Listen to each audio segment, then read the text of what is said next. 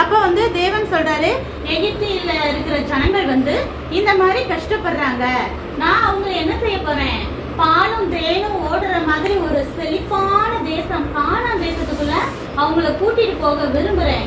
அவங்கள கூட்டிட்டு அங்க போய் பேசுறதுக்கு ஒரு ஆள் வேணும்ல, ஹெட் மாதிரி. அந்த ஹெட்டா நான் உன்னை வந்து நியமிச்சிருக்கேன். நீ தான் போய் பார்வோன்கிட்ட போய் பேசி அந்த மக்களை விடுதலை பண்ணி கூட்டிட்டு வரணும் அப்படின்னு சொல்லிட்டு. திடீர்னு ஒரு ராஜாட்ட போய் பேசுன்னு சொன்னா எப்படி இருக்கும்? ஒரு பயப்படுவோமா? எப்படி ஒரு சிஎம் போய் திடீர்னு பேசுங்க அப்படின்னா நம்மளுக்கு அந்த அளவுக்கு நாலேஜ் இருக்குமோ, என்ன பேசணும் ஏது பேசணும்னே தெரியாது இல்லையா? அது மாதிரி அவர் என்ன செய்யறாரு, பயப்படுறாரு. இது எப்படி நான் போய் சொன்னா ராஜா விடுவாரா அவங்களெல்லாம், இது ஏமாத்துறான் அப்படின்னு சொல்லிட்டு மோசே டவுட்டா கேட்கிறாரு.